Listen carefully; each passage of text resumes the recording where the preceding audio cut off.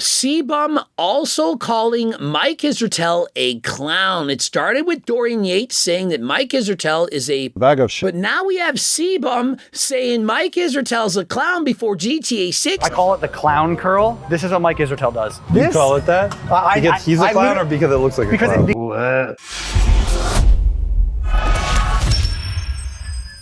And so finally, we have an actual video to listen to. None of this science-based bullshit. We have 6-time Mr. Olympia champion Chris Bumstead teaming up with Jesse James West to reveal the top 10 exercises that you should be performing when you're going to the gym. Number 10 is a standing calf raise. If we're trying to build a balanced physique, you walk around and you see a dude like wearing shorts like your dad. It's always the dad. And they have calves and you're like, I want those. You got great calves, dude. Obviously, Chris has great calves. He's a Mr. Olympia champion. He has great everything. And so he picks standing calf raises, and that's going to work more of the gastrocnemius versus just the soleus. In terms of building the lower legs, the calves and gastrocnemius, you have the big ball on the back of the leg. That's your gastrocnemius. And the soleus, it's that smaller piece underneath. And so when you're staring at a guy with shorts, you're looking at that ball.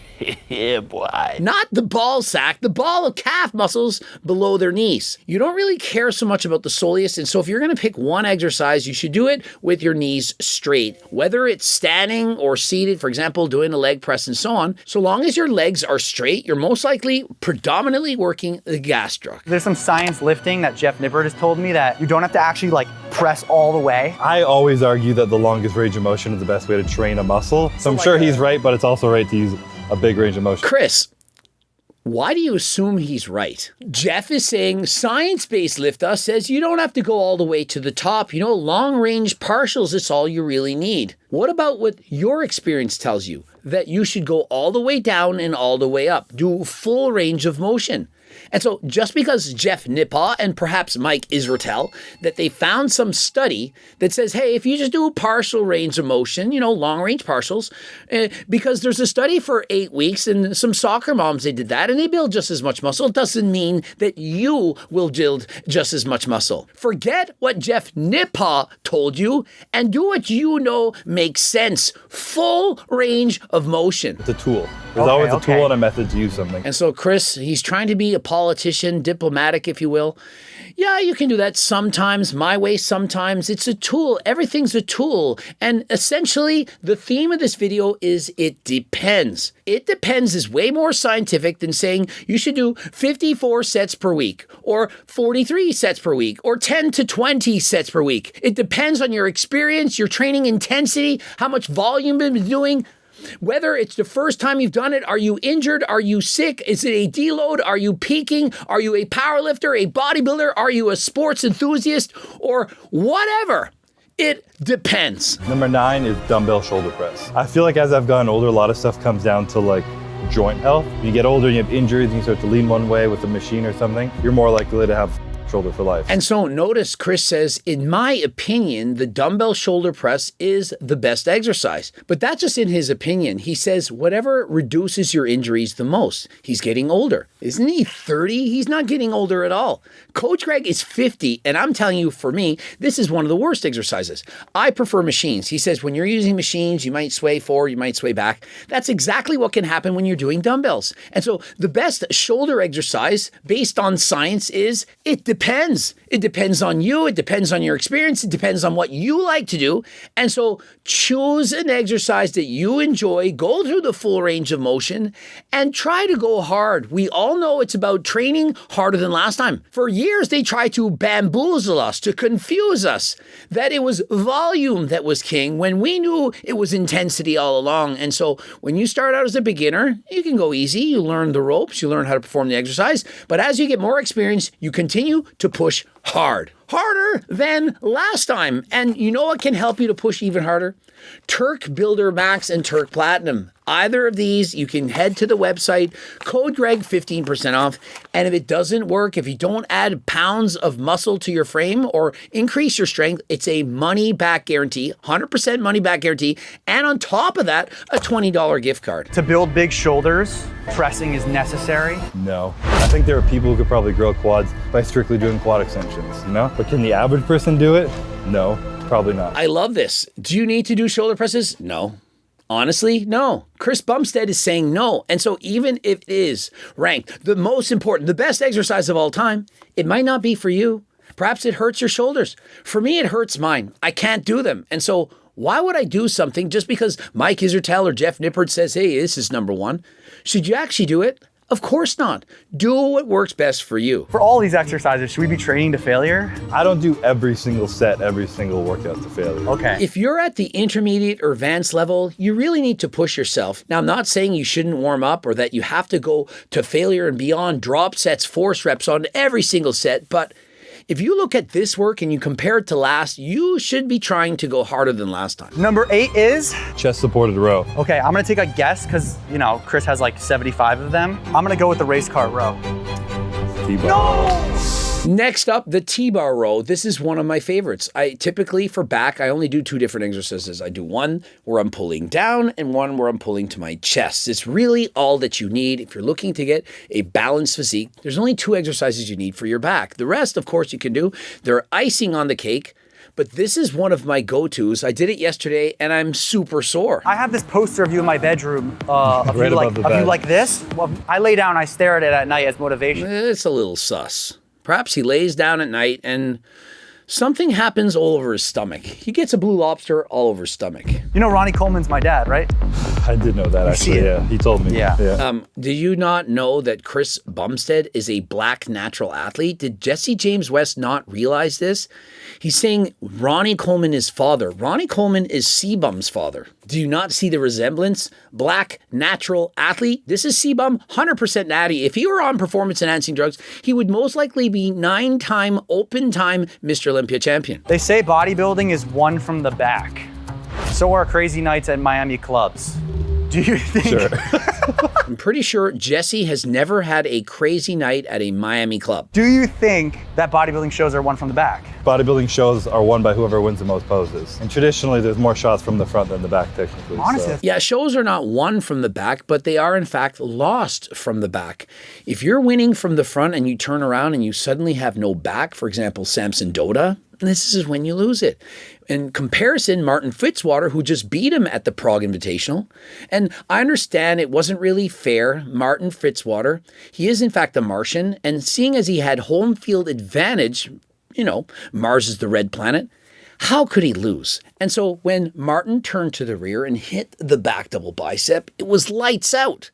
He easily defeated Samson from winning from the back. Number 7 is incline dumbbell curl. Incline dumbbell curl, okay. We got a little science-based lifter over here, a little bit. Is it? A little. It's just like a good stretch, you know? All right. It's 6-time Olympia champion, and if he wants to have the incline dumbbell curl, the science-based incline dumbbell curl, then we're going to allow it. But we're going to assume that he still trains hard in this motion. Now, there's nothing wrong with any exercise, and if he likes it, then by all means. But using 10-pound dumbbells, which is how Mike Israetel explained it. Remember he had Jeff Nippard doing it?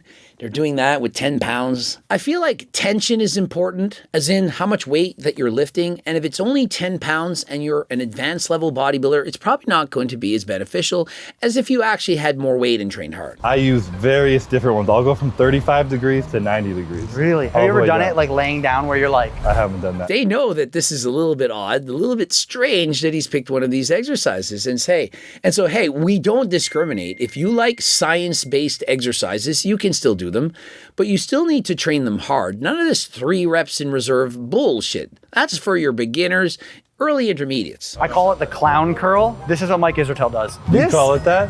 Because he's a clown or because it looks like a clown? Because like everyone clowns on it. Okay. I trademarked it. Cbum also calling Mike Israetel a clown. It started with Dorian Yates saying that Mike Israetel is a piece of shit. A bag of shit that gets bigger is just a bigger bag of shit. But now we have Cbum saying Mike Israetel's a clown before GTA 6, of which cost $2 billion to make, launches in May 2026. Did you know that? Thank you, Greg. So what weight do you think I should use, Coach Chris? 25? 25, bro, come on. And so notice, Jesse wants to have a real workout here. 25 pounds, come on. We can't just do 25 pounds. Let's put on the 30s, 40s, and so on. If he was training with Mike Israetel, he would have picked the 10 pounds, maybe the 15s. Hold that stretch for like a half second at the bottom, Okay, we're holding the stretch at the and bottom. then just bend at the elbow. This actually is a great exercise so long as you have enough weight and you're training hard, you're training to failure. It's a great exercise. Also a great exercise to get the deep stretch. It's cables. You have the cables coming from behind. It's going to stretch your bicep back here and you pull it towards the front. Excellent exercise. And you know what else is great? Dumbbell curls. Standing up. You know what else is really, really good? Barbell curls. Standing up like that. All of them are great. All you got to do is pick one and go hard. You shouldn't be thinking, you know what, I don't want to do those standing barbell or dumbbell curls, the ones that Arnold Schwarzenegger used to do back in the 70s and so on. No, science-based needs you to lay down upside down looking like a clown with 10-pound weights. It doesn't work like that. You pick an exercise and you go hard. They all work. I feel like I learned the things that actually matter by doing it, you know? Everything matters a little bit, but are you gonna stress about it every single day or are you gonna apply it where you need it? Jesse's saying, you know, you're making it seem so simple. And Chris is like, it is simple. You just pick what matters and you keep doing it. This is what you do. Decline dumbbell skull crusher. I've never done a decline version. Dumbbell or with a cable, if you set the decline right there and you grab like the easy bar, do a cable. Okay. Up next, we have the lying dumbbell tricep skull crushers. He's able to get further down. He's getting a good stretch and he's going all the way to full extension. He says when you get tired, you can go a little bit deeper, get a little bit of swing action. And so as long as you train hard, there's nothing wrong with this. So you want to do it flat, you want to do an incline, flat, it doesn't matter. Pick one and go hard. When you train to failure, do you stop at technical or are you finding a way to just get that up? It depends. A lot of that today. There's no specific answer to anything. When you start speaking in absolutes, that's when you become an unscientific lifter. To say, no, you're wrong. Dorian Yates was wrong. Mike Mencher was wrong. You should be training like this. And if you train like this, you would have more muscle.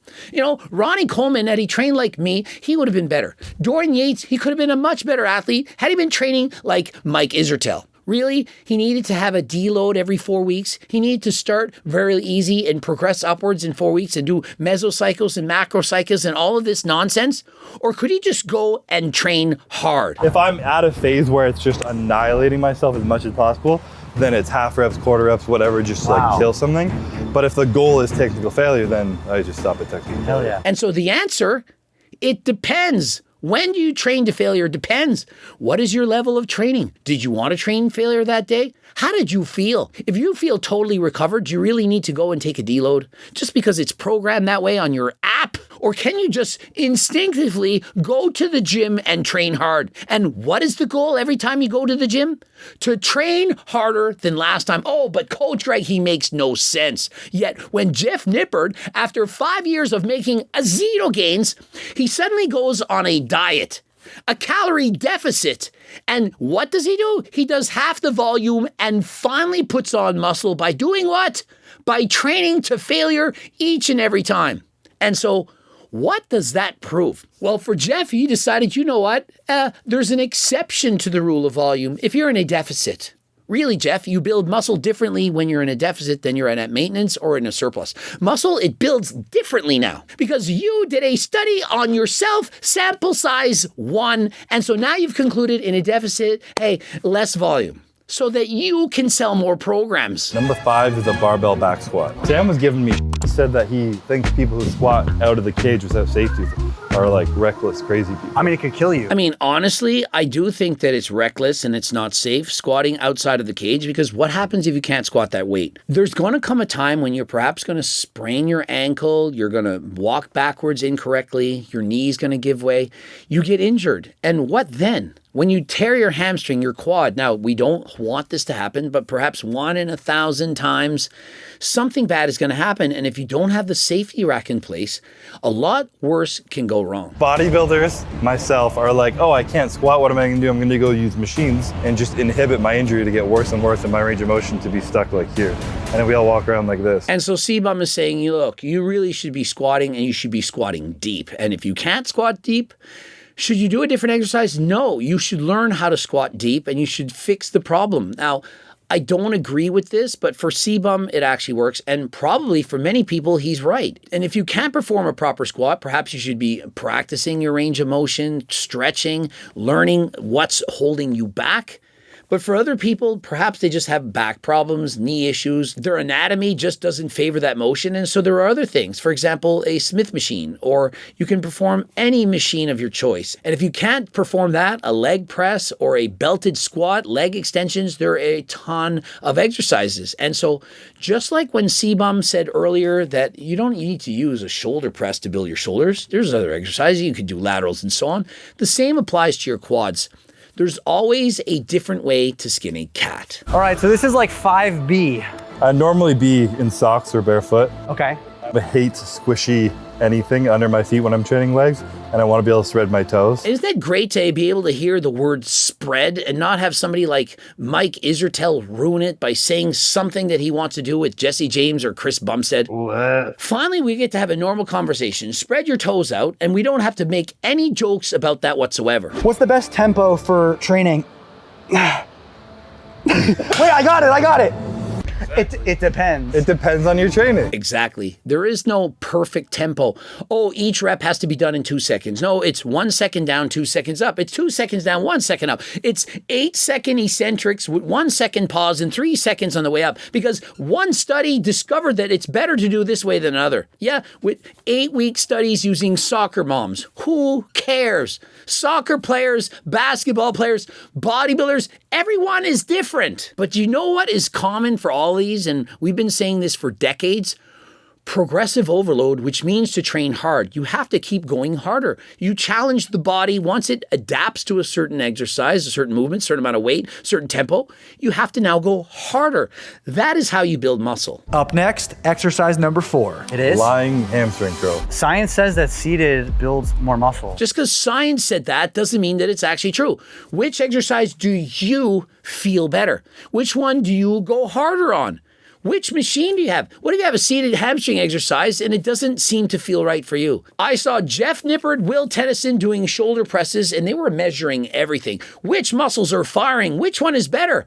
Lo and behold, it was different for both of them. And so, based on science, they both needed to train differently. Scientifically, they showed that each exercise, despite being the same exact machine, did 2 different things to different people. And so, just because on average people perform better from one exercise than another, doesn't mean that you will. And so, let your own personal experience be the judge. Number 3, the supinated pull-up. Okay. Yeah. Really? I don't know where this is going. Up next, the supinated pull-up is going to work both the biceps and the back. Of course, an excellent exercise. Number 2 is an incline dumbbell press. Okay, that's good. That's reasonable. Yeah. And next, incline dumbbell press for chest. They're talking about, could you go press to the sides? Could you press down? Apparently, down you can get a greater range of motion. And Chris and Jesse both seem to like that. Although in the past, they used to lift more up like that. My opinion, pick the form that you like, but use a greater range of motion than last time, rather than ego lifting and perhaps stopping right here thinking, that's far enough. Try to go a bit lower. Get the stretch and pause. Get the stretch. Squeeze hard all the way up. And take your time on the way down. I always tell people to go slower on the eccentric than on the concentric to avoid injury. It's not just about getting the most amount of muscle, it's also about avoiding injury. And so if you ego lift in the gym and you lower the weight too quickly, you bounce the weight up and so on, there's a greater chance you're gonna end up hurt. The number 1 exercise, I'm gonna guess, okay? All right. Deadlift. Yep. I knew it! Is sumo deadlifting cheating? Yes.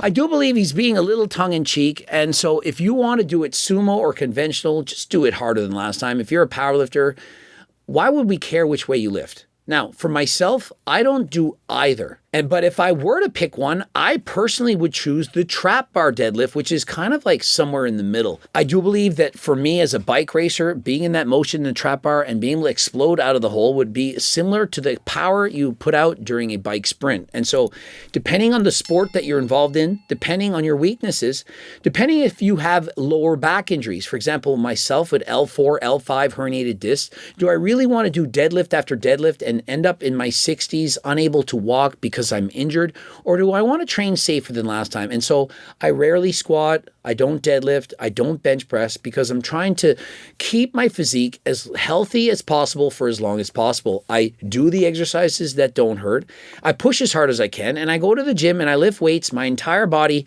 twice a week. Aside from that, I get in my cardio, approximately 7 to 8 hours of cardio a week, and I eat very, very healthy. I supplement with GO2 Max and Turk Platinum, and so if you're interested in any of these, head to the website, code Greg, 15% off. Now remember, if you can't lose weight, perhaps you have poor blood work or you want to know what your blood work is going to show that you have, you can get your blood work taken from AlgoRx. They have qualified doctors who can prescribe you legal medications, for example, enclomiphene, Cialis, Viagra, or perhaps you need Ozempic, tirzepatide to decrease your appetite. And so whatever you need, head to the website, get your blood work done, and get prescription medications legally from a doctor. Code Greg, 10% off. Subscribe, click the bell button, comment to boost the algorithm. Please like the video if you liked it. Watch one of those 2 bloops. And also, before I go, we're looking to sponsor athletes as well as get more affiliates. And so if you're interested in working with Harder Than Last Time, apply by clicking the link in the description. And until next time, I am out.